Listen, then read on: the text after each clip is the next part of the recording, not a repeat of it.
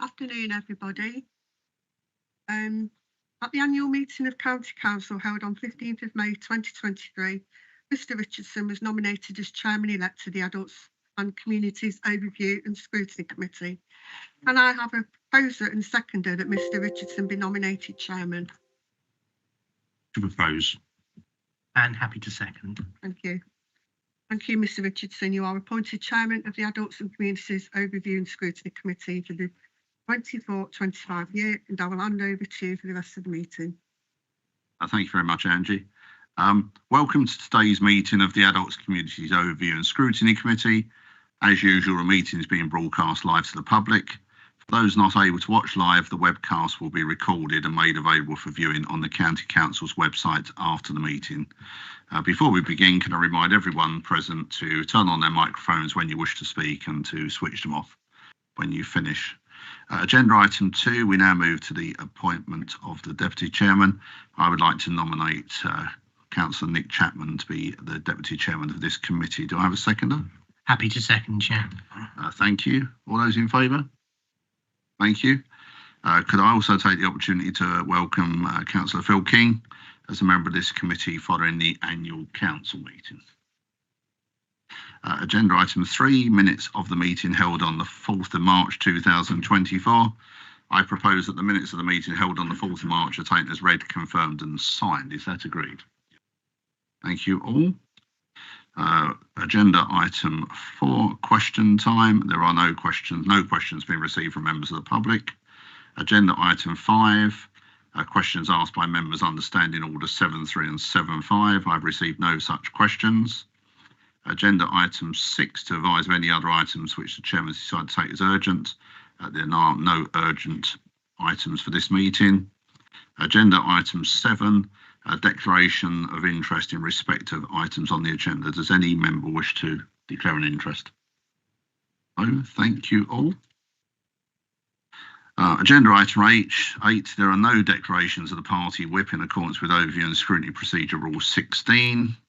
And agenda item 9, no petitions have been presented under Standing Order 35.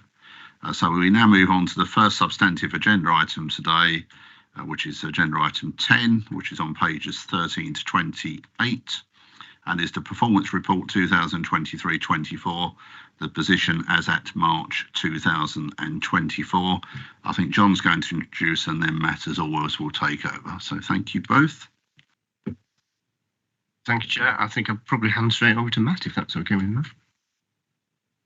Thank you, Chair. Thank you, John. Good afternoon, everybody. So this is the regular performance report that comes through to the committee. This is the position, as said, at March 2024, and therefore kind of rounds up the performance year 23-24. It's structured in its usual format. I will probably bring us to paragraph 7 just to start with. The figures are classified as provisional at this stage. They won't change considerably, but we provide all our data through to NHS England, so it's them that will publish it later in the year, at which, once we've got the data, I will bring a benchmarked report back to committee as soon as I can, explaining where we stand compared to the national picture. So to get into the detail, we'll start with adult social care, and paragraph 9 it kind of sets some context to the performance. It talks about the volume and the pressures on the authority. 49,600 contacts during the year taken. That was a 15% increase on the previous year. And if we were to try to understand kind of the new demand within that, again, we're seeing a strong increase, a 13% increase in 23-24 compared to the previous year. So that's kind of a basis there that we just need to bear in mind across the course of the performance through the rest of the report. Paragraph 10 goes on to talk then about the sequels. And I believe this was actually picked up in the briefing this morning. So if I'll go into some detail on this one, but if I don't quite touch on what you have to do, please ask at the end of the report for sure. I direct you maybe to the last couple of sentences in that paragraph 10, where it talks about 14% of people having a long-term service, and how it's similar to last year and shows a positive response to the that kind of growing pressures on the authority during the year, of which a report is referenced that came in November last year to the committee, managing demand in adult social care. So 14% of people contacting us getting long-term services. Some extra information that I've looked at over lunch that's not necessarily in the report to outline that kind of that growing pressures that we've felt. On the 1st of April last year, 7,620 people were receiving a long-term service. Between April and September, we saw a 1.5% growth in people getting services through that growing demand. Subsequent to that report coming into the committee in the early autumn, we saw a much improved position in the second half of the year, and we're talking around about 4.5% reduction in people getting services during that second half of the year. So quite a turnaround compared to where we were in the first half. And I think it's probably worth bearing in mind that April to September last year, where I talk about 1.5% growth, we shouldn't look at that in isolation. It was part of a good 18-month upward trend on demand on the authority. So it's worth bearing that in mind. So that's what paragraph 10 is touching on, particularly at the end. It's that idea that actually the proportion of people getting services was getting higher and higher.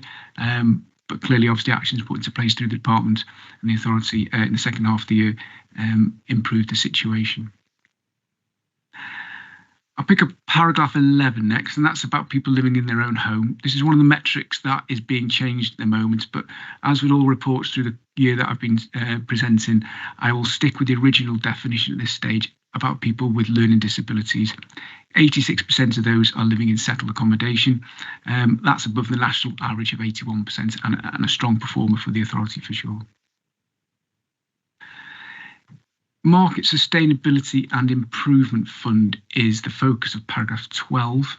Now, as part of that, a baseline set of data was reported back to the Department of Health and Social Care, of which one was number of people awaiting a social care assessment. The baseline we had to set was at January 2023, and at that point, 1,575 people were awaiting assessment. Considerable improvement during the course of the year 23-24, and by the end of March, 773 people were awaiting an assessment. That's down 51% on the position we were at the baseline. Paragraphs 13 and 14 pick up the reablement service. And again, we kind of set out a bit of context about the volume in paragraph 13.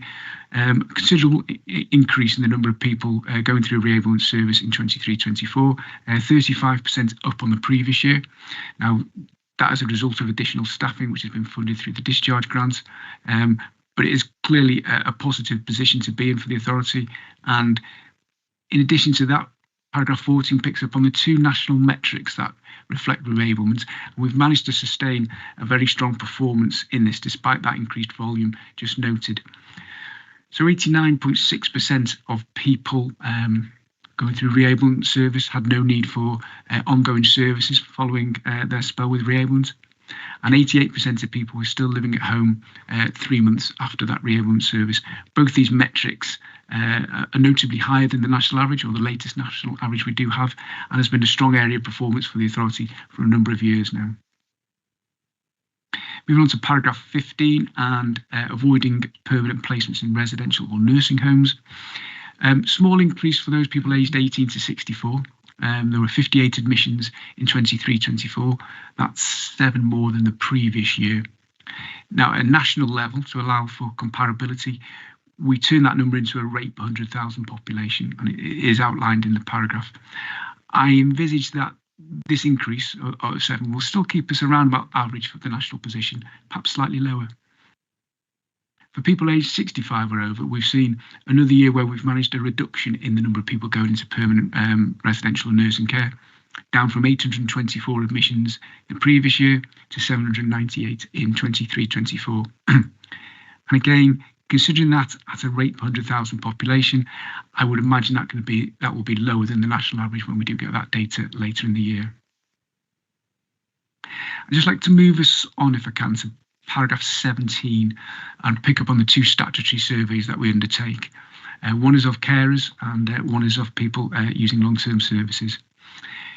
There are a number of findings from those surveys that feed through into the national framework of performance, of which 3 are listed in the appendix. The first of those is the ease with which people find information. Now, for carers in 23-24, the proportion rose from 49% to 56%, a significant improvement, and possibly bringing us in line with the national average. For people who use our services, however, there was a small reduction from 62 to 59%, and that remains lower than the national average. The second area to focus on is social contact. And for people who use our services, that rose from 39% significantly up to 45%, and again is in line with the national average. However, for carers, that's remained at 25%, similar to the previous year, and that does fall short of a national picture. The final metric on that paragraph talks about services that help people to feel safe. A very small reduction in 23-24, down from 85% the previous year to 83%, and that's kind of around average.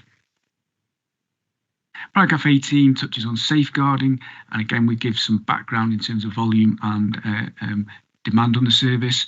There is a key national metric brought into the ASCOF for this year, and that is the proportion of inquiries where an identified risk was either reduced or removed.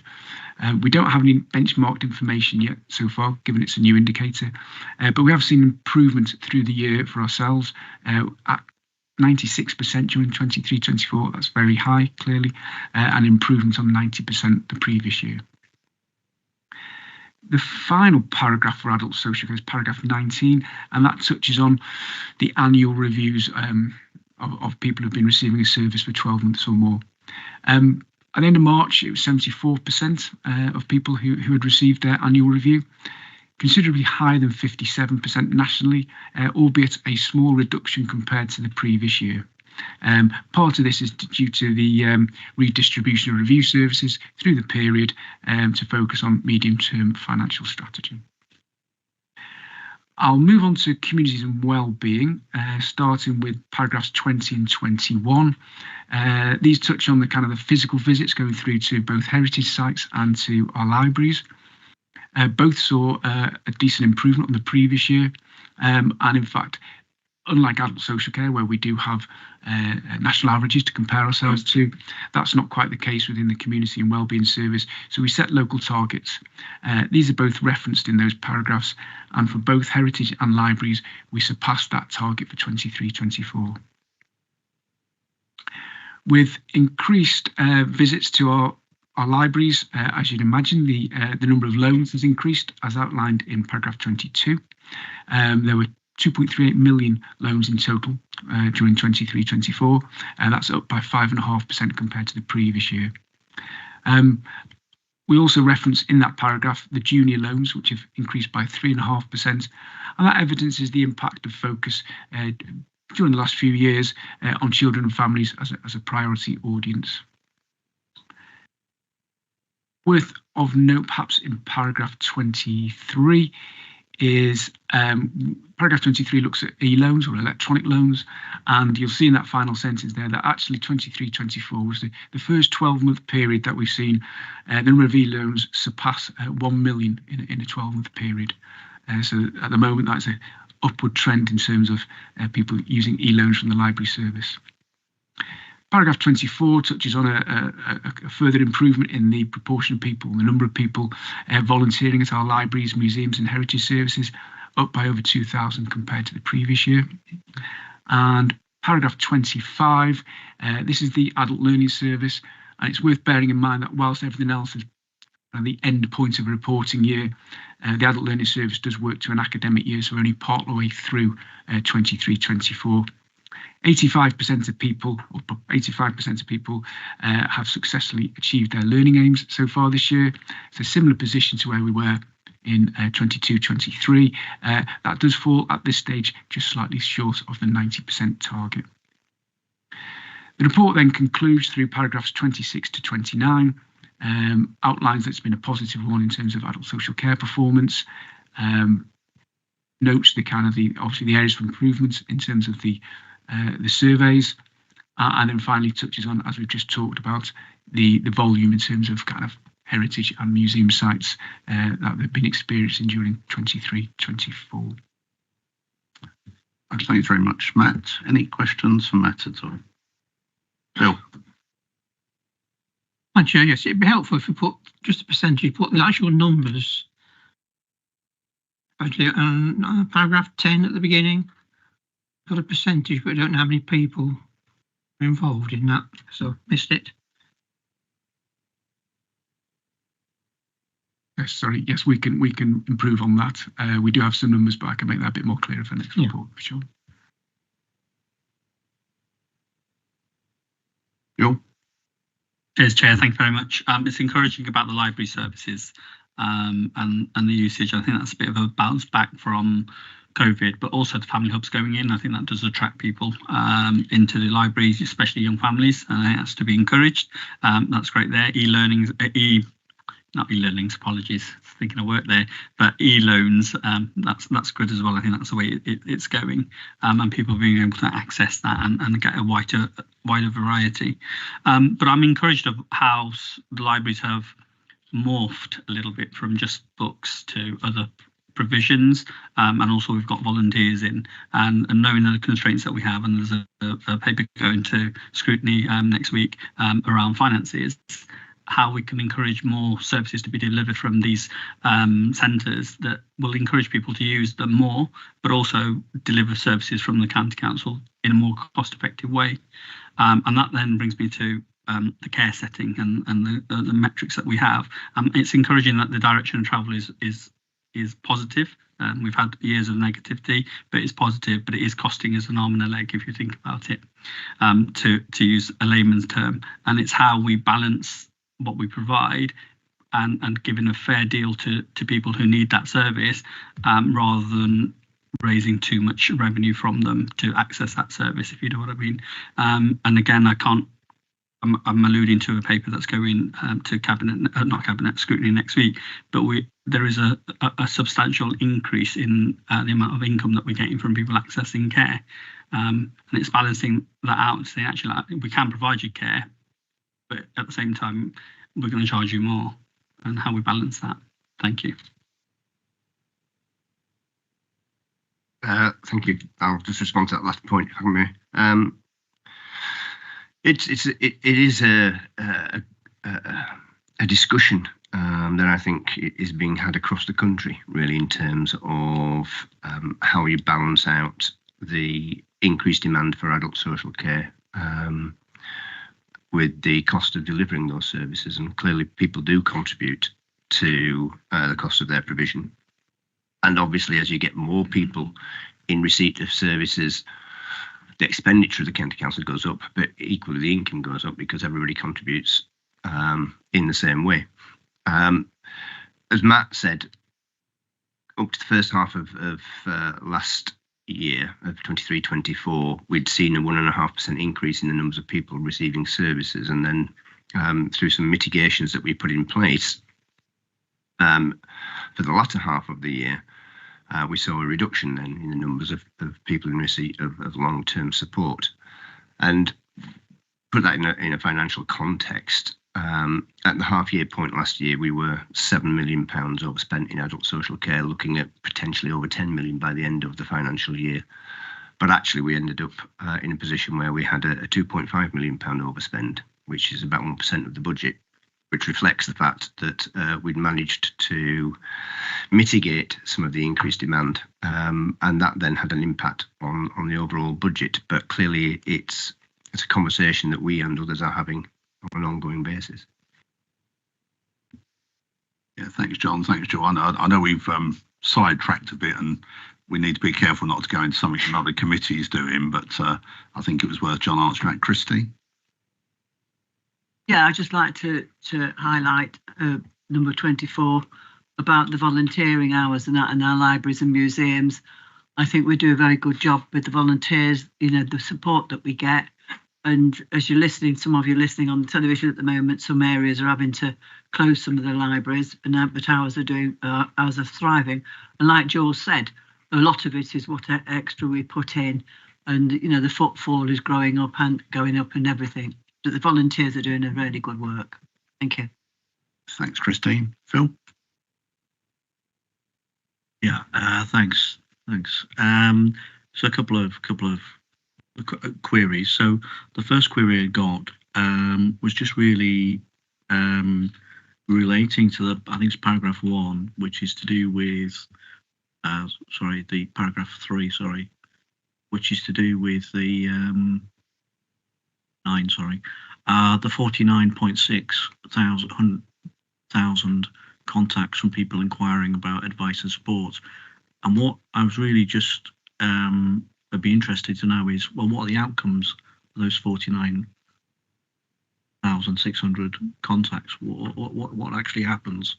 Because some of them obviously are people who are inquiring about, long, and end up being a case that develops into long-term care. Some of it is just someone asking for information, which we say, well, here it is. And I'm not really understanding from this report what the outcomes of those inquiries are completely. We've got bits of it, but it's kind of hard to pin it all together. So that would be really helpful going forward if that was possible to kind of clarify that. And the second thing is just picking up the libraries thing, and actually, I think it's actually a success story for the county council, because obviously going back some years ago, county kind of didn't divest from libraries, but it's kind of said communities, if you'd like a library, in a lot of places you're going to need to run it yourselves.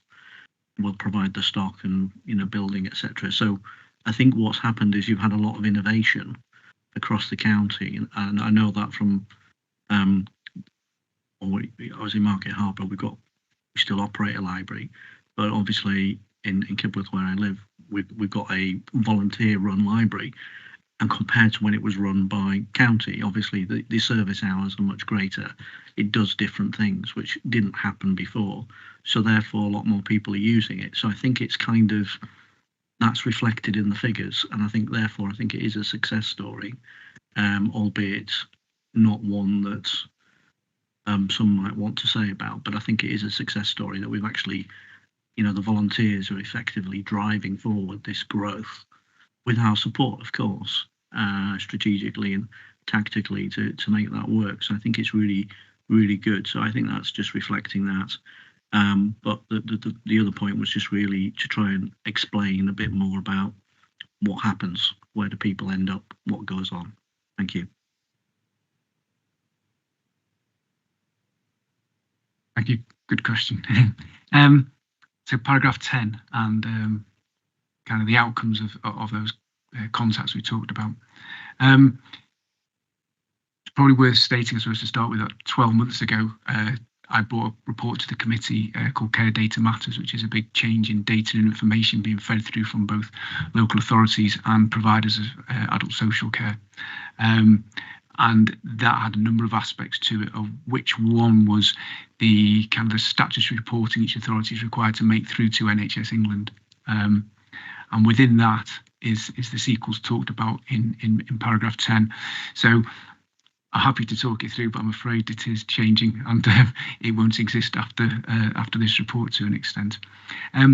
What we've tried to do with paragraph 10 is take reporting as is, what we call sequels to these contacts, and we've tried to map it against the sort of the layers of the strategy for the Adult Communities Department. So we know we've got circa 49,000 contacts in a year. What paragraph 10 then talks about is, say, 49% or 8,500 people getting a sort of a preventative response, for example, and it outlines sort of signposting and universal services, etc. There are a number of other sequels then that we talk about, whether that be delay need, reduce need, and then finally meet need, which is the kind of the detail I went into in the report. Each of these are the layers within the strategy for adult communities, and sitting behind that to an extent are more details and numbers that you can sort of see perhaps outlined. So we talk about reducing need, and that is, for example, equipment and adaptations. And I appreciate you haven't quite got the level of detail perhaps you're looking for against that in this report. I've kind of rolled it up into a higher level to an extent. and the delay need is the re-ablement kind of outcome. So we've rolled them up slightly to marry the vision of the department through their strategy. As I said, these are changing, and I've yet to work out how I'm going to report it to you in June, but it's something for us to tackle. So there is a bit of detail behind it. I haven't put it all in there, but happy to share that should that be needed. Just from your point of view, a lot of these we have looked at in greater detail on this committee.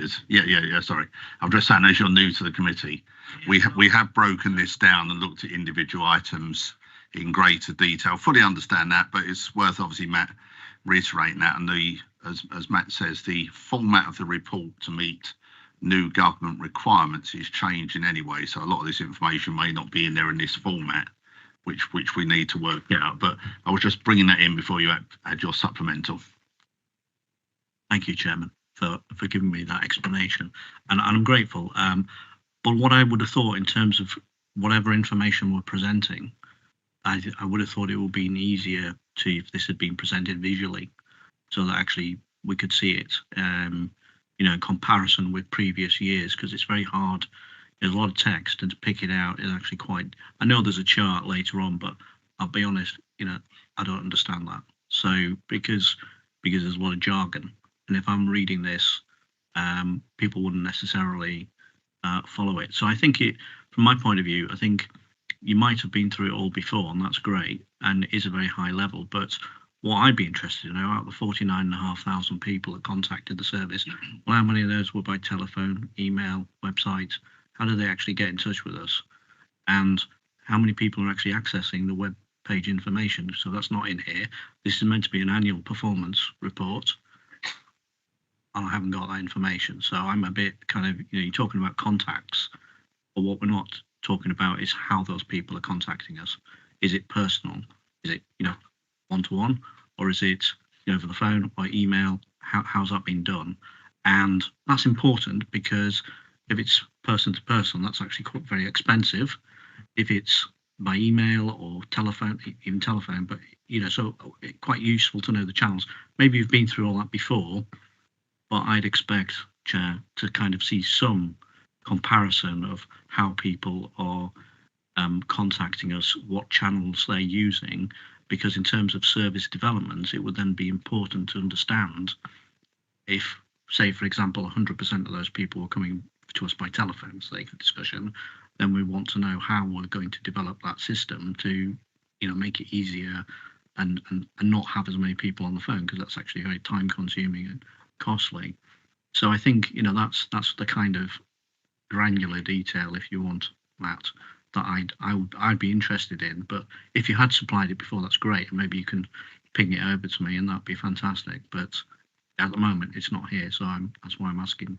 Unfortunately, this is my first meeting, so sorry. I'll just pick that up before Matt comes in. I think you're right, for we have looked at this before. So as an example, for instance, we've often looked at our website and the effectiveness of it, particularly for adults and communities, where we've looked to make the website more effective over the years. So the problem with this is we've changed the format of this reporting probably 4 or 5 times in my tenure on this committee, because it used to be a massive report which was so much in detail it didn't. And it's that fine dividing line between going into the sort of detail you're looking at, which you could almost do on every question, or picking up, as we tend to do throughout the year, those specific points which you're talking about, which are extremely valid, and looking at them in greater detail. So, for instance, we looked at the customer service centre, how it's operating, etc. But I'm sure Matt can provide some of those background details to, help you bring yourself up to speed with what we've previously done at this committee. Don't know if you've got anything further to add, Matt or John. Yeah, I'll just follow up with that. Yes, so this report does focus on the national performance indicators more than it focuses on the operational detail. That's a fair comment. We have a programme of work going on at the moment to look at our improving our customer service, and particularly focusing on some of the work that takes place within the customer service centre.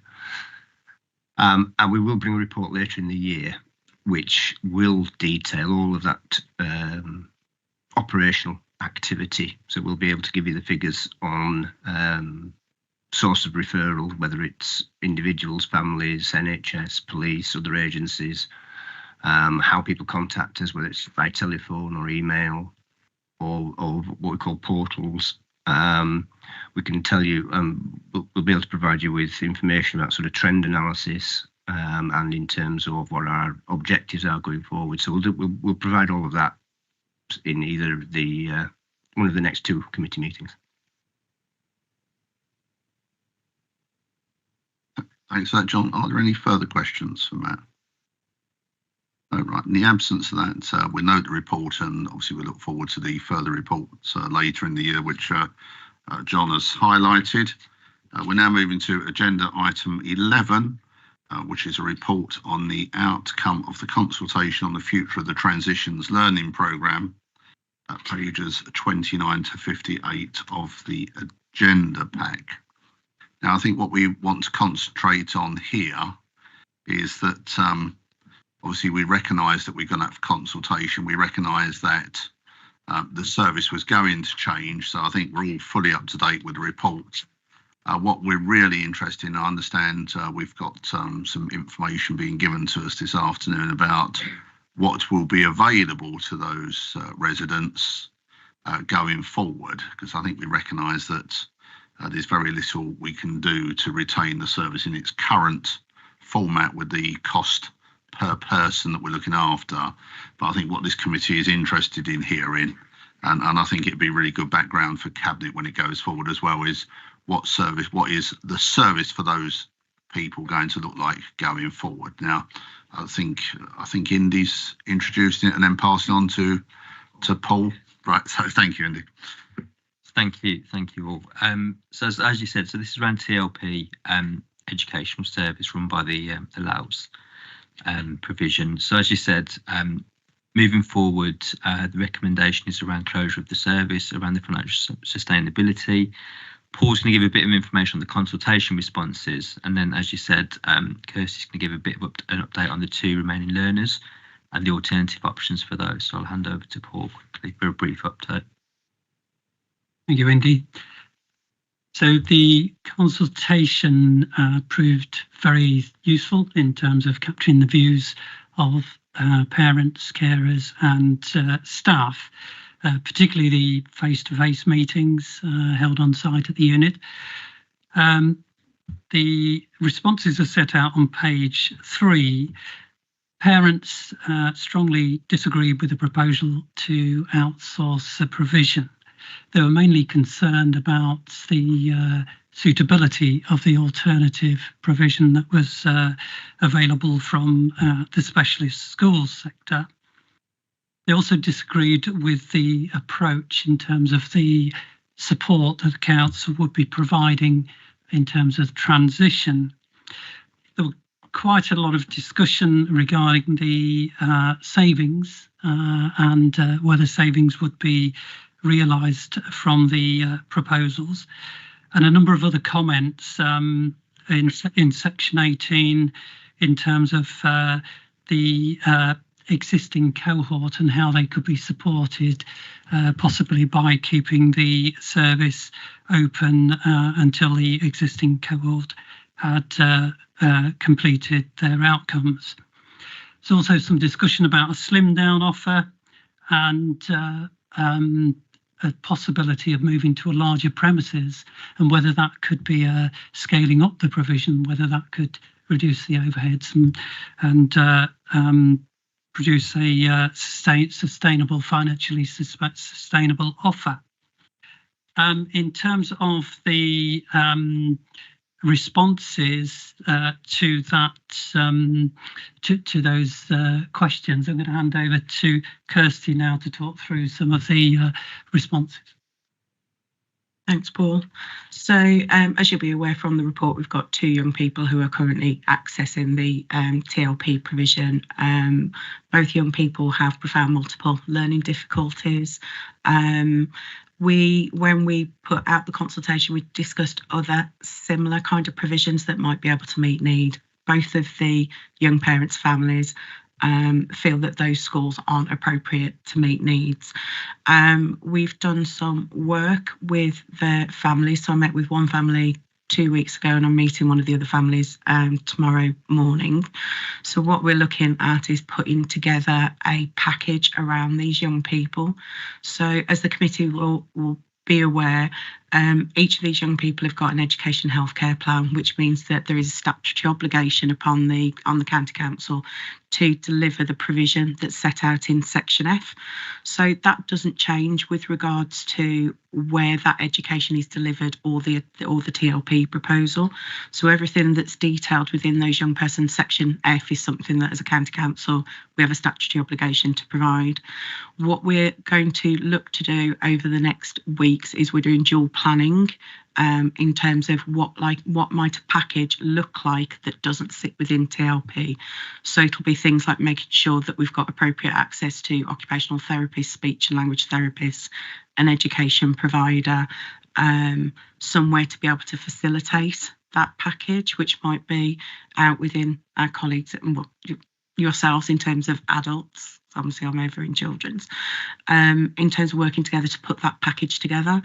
From a legal perspective, that comes under a package called Education Other Than at School, which is packages of education which we do run for other children and young people in Leicestershire as well. These two packages will be highly complex in order putting together because of the complex needs of the two young people that we're talking about, but we're confident from a multi-agency perspective, working with the families, that we'll be able to put in adequate provision to satisfy the section F provision that's currently in their plans. It's obviously, like we've read through the report, it is not what the young parent, the parents of the young people would like, but we're satisfied that we can pull a package together to meet their needs ongoing. Thank you, Kirsty. Do any members have any questions? Cool. Cheers, thank you, Chair.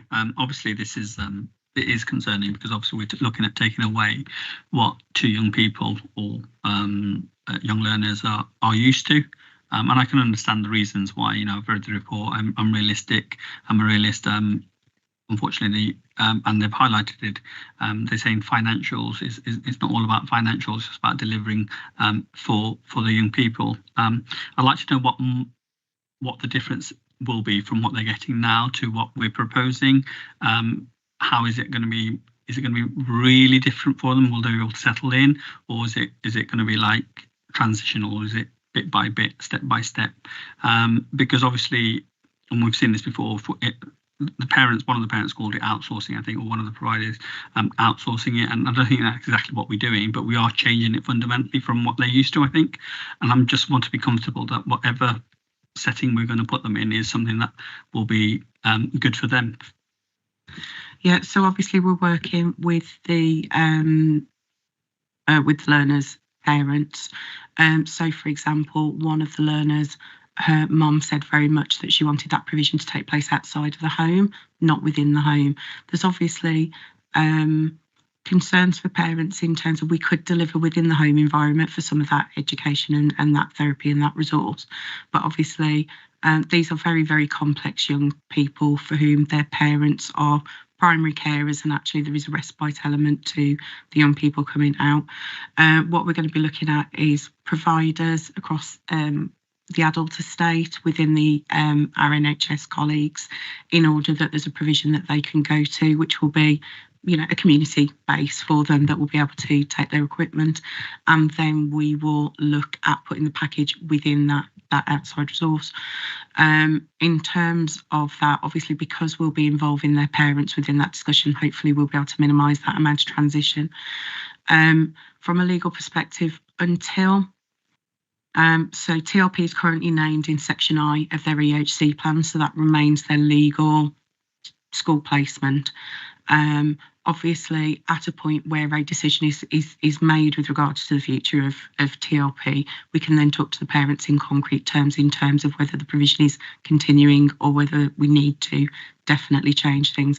So what we're aiming to do at the minute is to do this dual planning about what happens if, so that it's not a huge shock and a surprise to parents and the young people. But then obviously we'll work transition packages into that in terms of making sure that the young people have an adequate lead in time from September. Just a follow-up question. That's all. Just on the lead-up time. Actually, you mentioned it at the end there, because the paper says the provision ends in July basically. So they have some holiday and then they have the new settings, wherever they may be, in September going forward. Is that sufficient time to work with them to get them what they think is going to be adequate for them? So it is going to be complex and it is going to be tight. However, we've been talking for quite a while in terms of that. I'm just waiting for the second meeting tomorrow so that I've got the needs and the views from the second young person's family in terms of going forward then with colleagues in terms of actually what can we practically do and deliver. It's possible. Barry? Thank you, Chair. Obviously, in the report, you can't go into the detail and everything else for us to understand what's going to happen. But I suppose what we're interested in is, do you feel with what you are going to provide, if this goes through, will be detrimental in any way to the users as they currently are?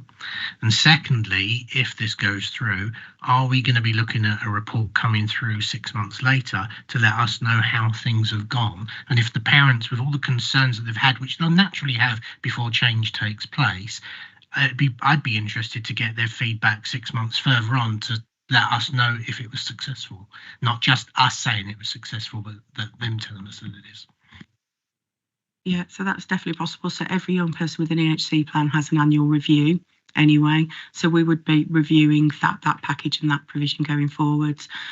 Within that, we take the views of parents and carers and also the views of the young people themselves.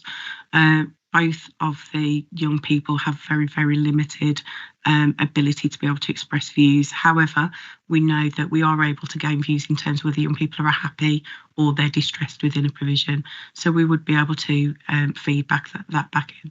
I'm sorry for the first, could you repeat the first bit? Just hand on heart, what you feel you would be able to provide as an alternative won't be detrimental in any way to what they're currently getting. In fact, could it even be better? I think it will be. I think it will be different. I think that for young people with significant disabilities, obviously any change can be extremely disruptive. Obviously, to the families, particularly as well, this is a time of huge upheaval and huge stress. I go back to the point, which is in terms of the provision that is specified in their section F, which is what assessments have said they actually require. We will be putting that in place. But it will be very different, and there might be some comeback from families on that to say it was detrimental or different. But I'm confident that we can be meeting the legal obligations that we have for the child and young person from the EHCP. Bill? Thank you. Yes. Respite. These people go to respite already, do they? These two young people. Do in respite? They have some respite, I believe. I don't particularly know. Outside of school time, there are some respite. One of the parents I spoke to last week, she's given me the name of the respite provider so that I can be in contact with them so that we're working in a multi-partnership. I think if that can stay the same, that will help the situation. Yeah. Any change? So any other change to their package outside of their going to TLP isn't within the scope of it. Yes, just to confirm, so the work that Kirsty's doing is around the educational element and wrap around that. But if they're currently getting a respite service, we'll be looking to change that. Right, so that's going to stay the same. That would remain. Right. Okay. Thank you. Bill? Yeah, thanks, Chair. Obviously, this is a very emotive and very personal situation for those families and carers of two young people currently in this service. And I can see the report talks about, and I no doubt this has been looked at a previous meeting, but what isn't here is what it actually costs in total to operate this service. You talk about the additional cost, but it doesn't give me the information of, well, what does it actually cost currently to run this service? I'm just wondering, before I say anything else, if you can just give me that number at all. Yes, the costs were included in the previous report, I think in February. I don't have them to hand. I think it's around £350,000 for the service per year, per annum at full capacity. Right, at full capacity. Yeah. So, but currently, what? So it's 350 in the budget, and 120 extra thousand a year is what you're saying would cost if we carry on with it. Exactly, yes. So we're getting up to £500,000 a year. Shall I just come in? Sorry, just to be clear about that. Yeah. So the service is budgeted on a provision for up to 7 people. Right. We don't have 7 learners currently. We have 2, as it says in the report. We started off the year with 4, I think, and but we currently have 2. So there's a deficit in the way the service is funded. Is that it's all funded through effectively 3 routes. There's funding around special educational needs, there's funding through adult and community services, and there's funding through adult education services. The funding through the special educational needs is funded on an individual basis. So if you have fewer learners, you have less income coming through, and the funding, and as is the case for the learning element. But part of the problem is that the amount of funding that we get is less than the cost of provision. So even if we had fully 7 people in the service, we would still be making a deficit. So the deficit, it's not 350,000 plus the deficit, if you like. There is a deficit within the 350,000. So it's costing us more to run the service than we are budgeted to do. But there is also a deficit because we have fewer learners. Does that make sense? And it was in the March report. It was all in the March report. The February report. Yeah, okay, so I haven't got that. I haven't read that. So being new on the committee. Okay, so there's a lot of money anyway. I mean, that's a fair thing to say. And it's not just about money, and I get that. But also it's about need and demand, and you've just alluded to the fact that there were 4, there are now only 2. That's a difficult decision, but we've got to. My only question that I've got really, and that's the reason why I was asking about the costs, is if this is closed, which looks likely that's possible, like most likely outcome. Will the alternative provision externally cost more than what it actually costs us now?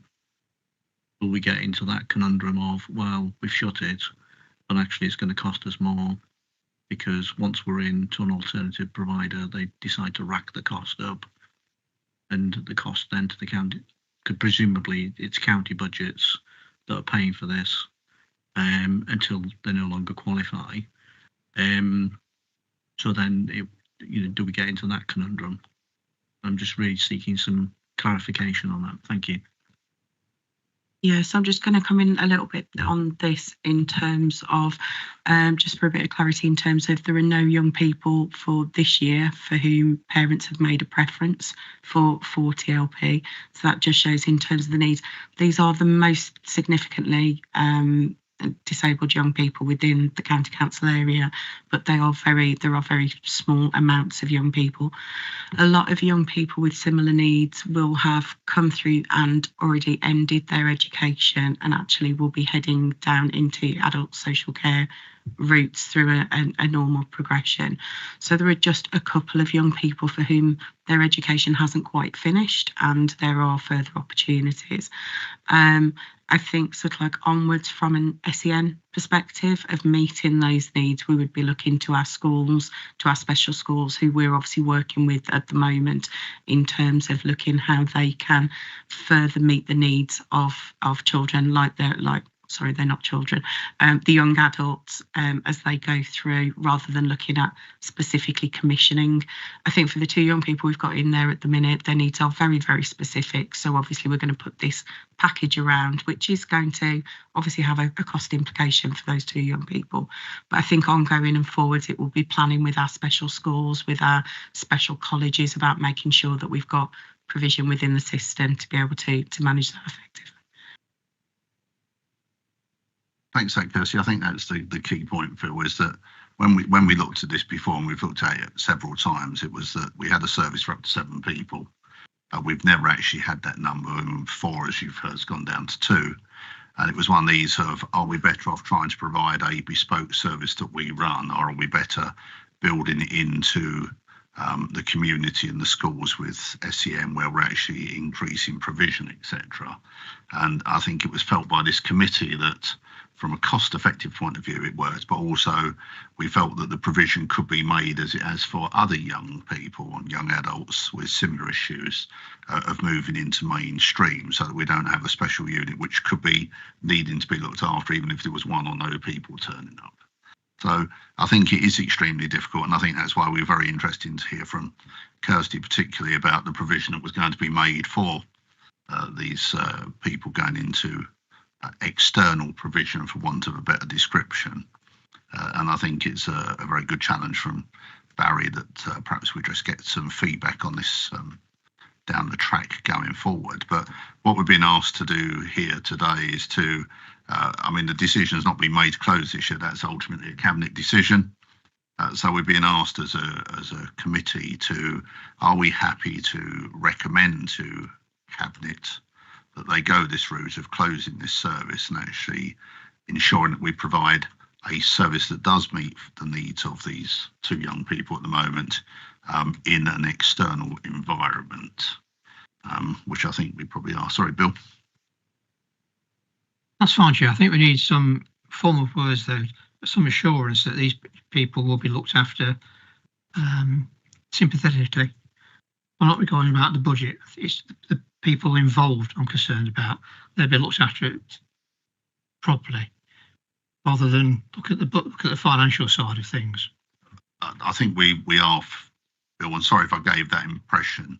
So, I think what I was going to suggest is our recommendation to cabinet, I would think, if depending on your agreement, should be around we understand the requirement to close the service. We understand the consultation that's been put out, but we would expect cabinet as well, particularly through the portfolio holder, to ensure that the needs of these 2 young children are adequately met in the usual manner in which county does this, in a very kind, sympathetic way, as we've done with other services. No, I think we totally agree. And in fact, the thrust of the report back in February was always that the needs of those young people came first before the pennies were counted.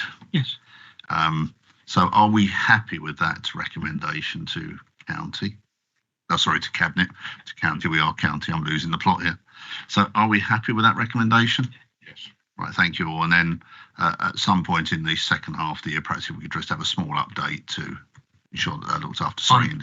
On that point, is it okay, rather than bring a specific report to scrutiny, because it's going to be focused on two people, it's quite a lot of detail to then put into a formal report. If it's okay, when we do maybe like an adult education update to scrutiny, just have a section on that report with an update. Oh, that's perfectly okay. I wasn't suggesting we had a separate report. Yeah. Just if the committee, and it could even be by virtue of an email to committee members, which we've done several times before, and I think has worked quite effectively, that address an update at an appropriate point, and it's going to have to be towards the end of the year, once the person started their new provision in September, that something comes out to us to confirm that, Bill.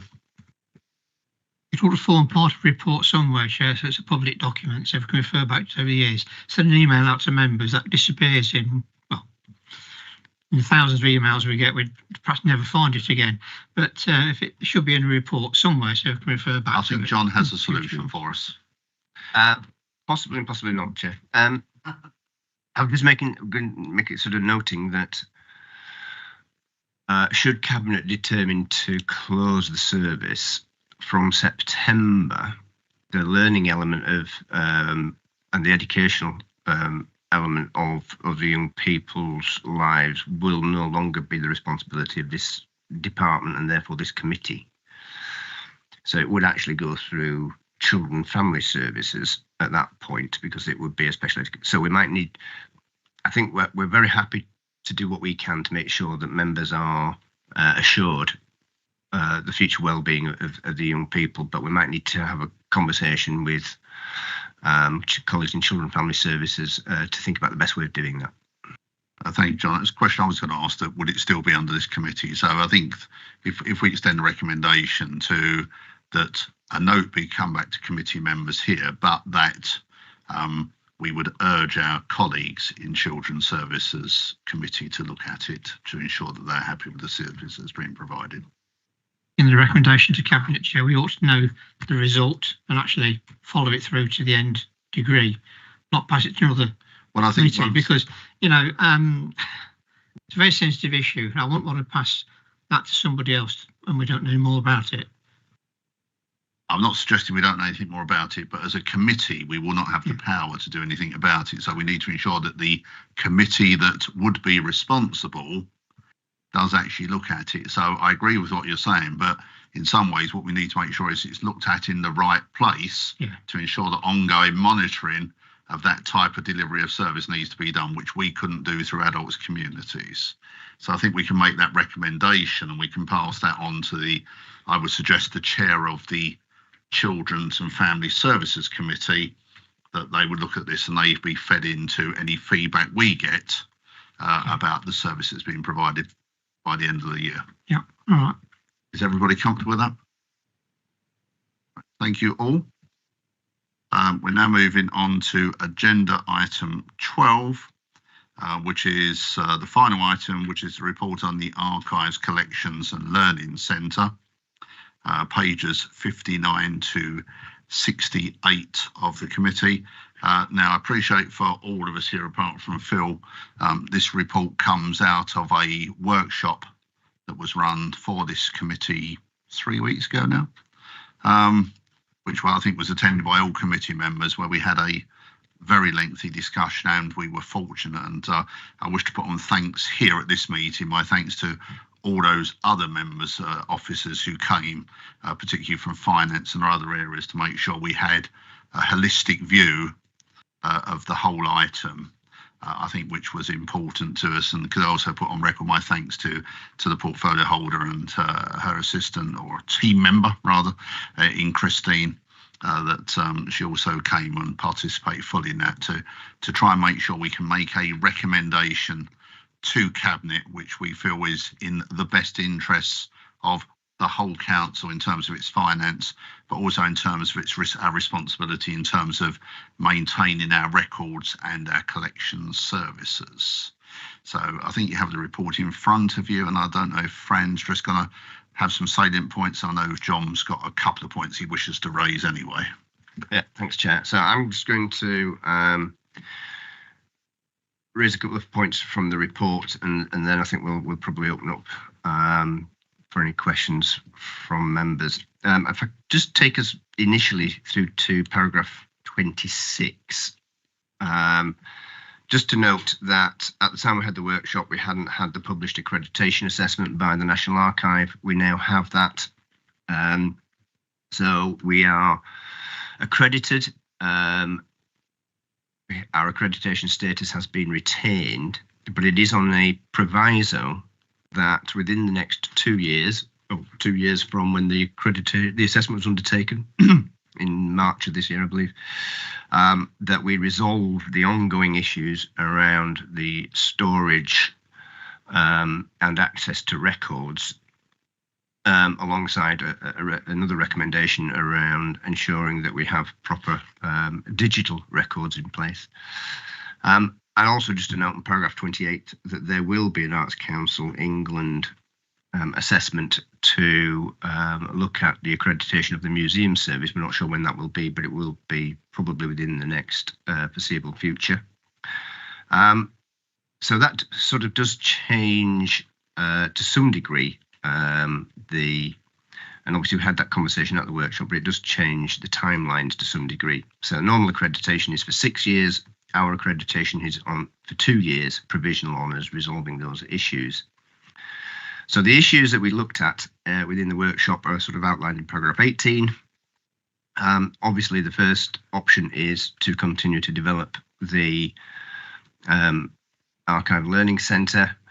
The alternative provision is to procure some off-site storage for the records that we can no longer store safely and securely within the record office.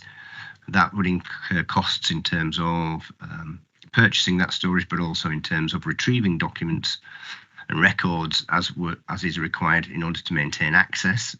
You can't just store them and not provide the public with access to them. And then the third area was around the museum service, the museum and CLS collections, and ensuring that they are being managed and curated in appropriate environments, which is not currently the case in a couple of our buildings that we currently use.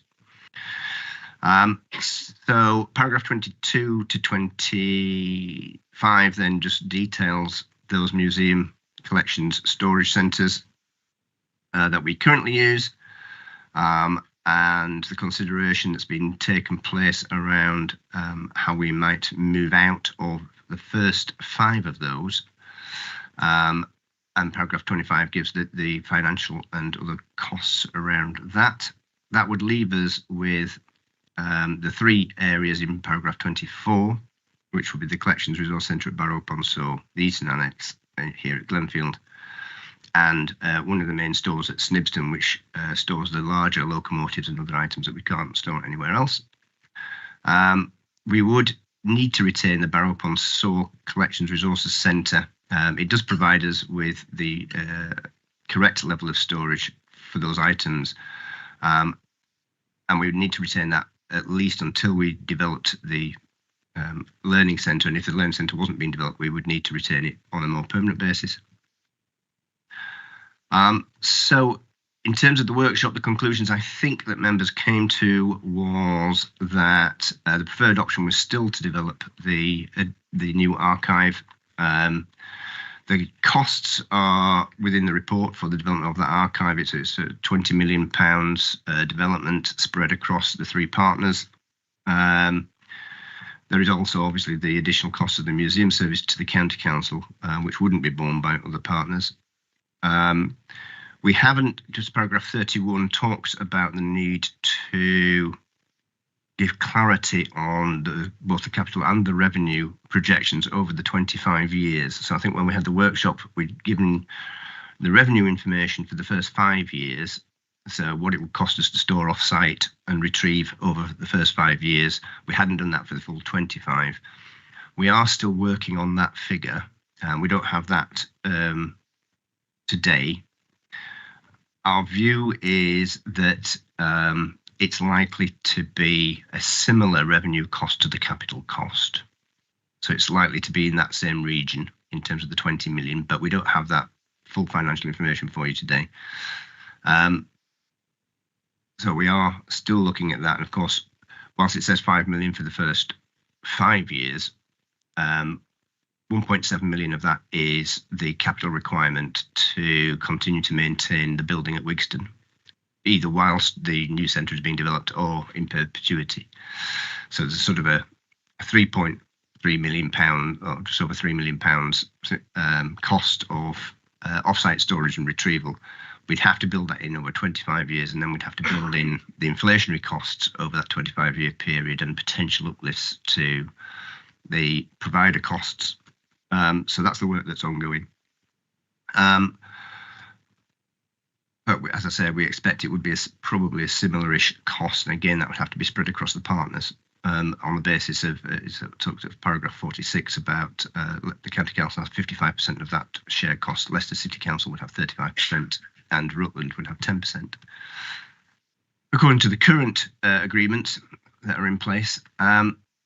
So in terms of moving forward, if committee is minded to request a report goes through to the county council cabinet, our view is that it would be on the basis of the conclusions that are in this report, but I'll open it up to members to make sure we haven't misread or misrepresented anything within the report.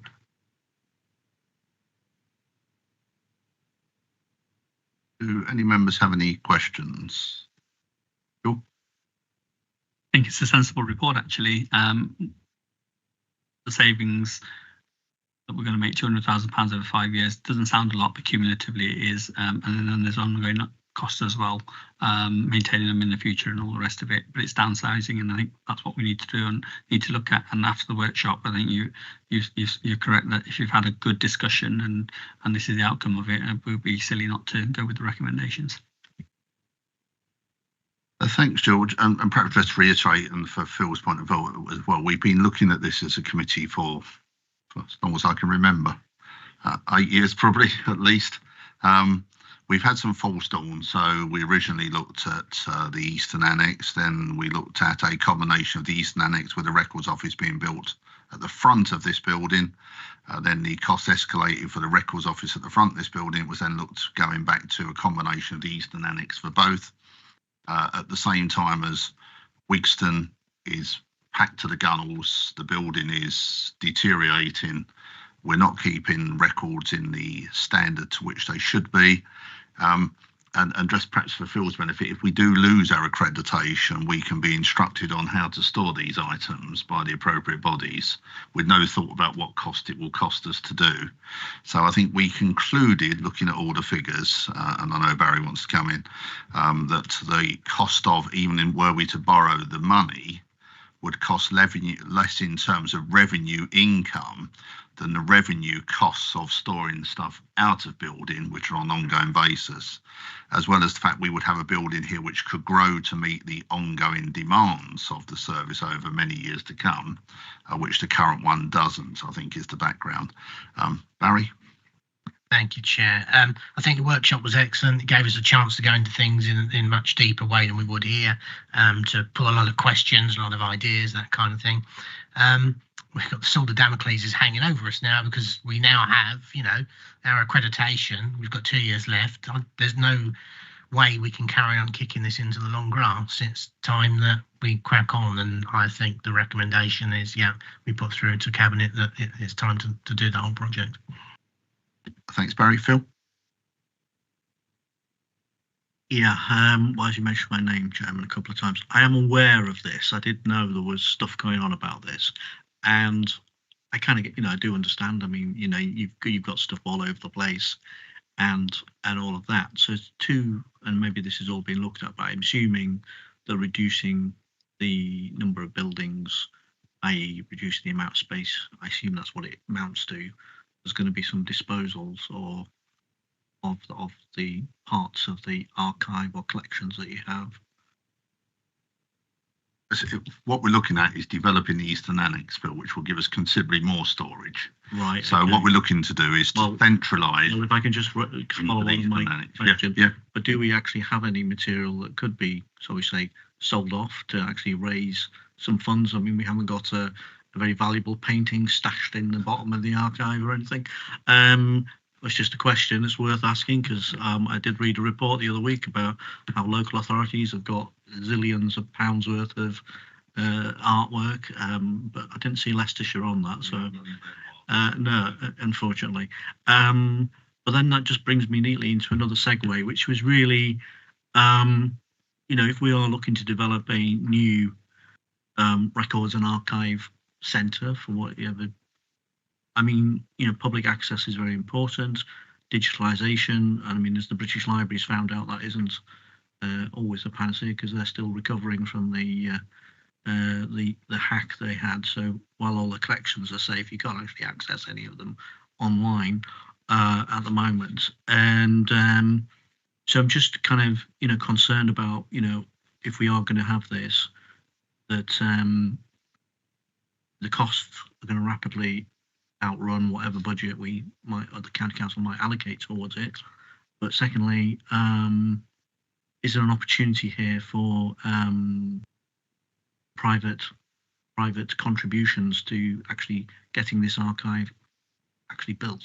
If the county council hasn't got enough cash, is there actually an opportunity for a public and private venture on this, and to elicit, substantial capital gifts from, I'll say it this, I don't mean it like this, but the great and the good of Leicester, Leicestershire and Rutland.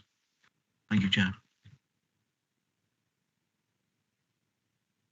Shall I start around disposal? So I suppose it's worth sort of pointing out a slight difference between museum collections and archive collections. So the museum service has had an active programme of rationalisation and disposal since 2015. And some of the earlier reports that this committee has seen has shown the reduction in collections over that time. So that continues to be part of our work, but we are only providing for what we require. With regard to the record office, there's very little that's taken into the record office that isn't, well, there's nothing that's taken into the record office that we don't believe we need, because we are able to kind of go through those collections at the point of receipt, and we won't take into the collection anything that doesn't need to be retained. And then we obviously have the public record, which we're obliged to take and don't have much option about. So in terms of the ACL Centre, we're not asking for any increased storage for museum collections. It's a standstill, but by having a new configuration, we can actually reduce the amount of space that we require, because at the moment we're in lots of different buildings with lots of wasted space, so that makes it consolidate. And with regard to the record office provision, we're statutory obliged by the TNA to have 25 years of expansion, so that's what that provision provides for. We have looked in terms of the other point about other areas of funding, so we have explored different avenues in terms of how we can bring money in. We're precluded from most grant funding because storage of the collections is deemed to be one of the basic functions of requirements. So we've had positive conversations with funders about learning programs, exhibition areas, all those kinds of things, but not around the storage element itself. And we have looked at benefactors, but I think that can be quite challenging for local authorities. John might want to add. I'll just expand on that. It's something we did look at through in the workshop in great detail. And I think, as Fran says, the issue you get is that because it's a statutory duty, particularly the records, you can't ask independent people to pay for something which is your statutory duty. You're precluded as a council from doing that. And therefore, there are only certain things we can do. So I think the thrust of the meeting was, how do we accommodate the growth in particular records, which is the most pressing issue because of the 2-year timeline. And there were basically two options really, which was to start storing off site, which then gives you knowing the problems in terms of where it is, how do you bring it back, how do you get people to see it, what is the cost of it, or actually taking the opportunity, which has in fact been in some ways provided by the fact of new ways of working, where the campus is considerably emptier and where the Eastern Annex can be freed up for this. But of course, the biggest cost of any of this is the provision of an appropriate strong room with the appropriate details it needs in terms of security, moisture content of the air, all those sort of things to store it in. So I think after a long and exhaustive afternoon on in fact probably the only hot day of the year, if I recall, we came to the conclusion, I think, as a committee, and I think this report, I think as Barry has already said, I think does set it down what the workshop concluded was that, in our view, and it's Cabinet to make the final decision, there was only one alternative, which was to make the recommendation, which I'm proposing, that we urge Cabinet to actually finally grasp the nettle. In terms of costs, it's not that long ago we had some costings done. So we have had somebody in from the Royal Society of whatever they're called, building engineers, etc., to look at the building, to look at the structural content. It will need to be revisited to make sure that it can be done and what the likely costs will be. So as far as we can be, we're reasonably certain that those costings are sensible and appropriate.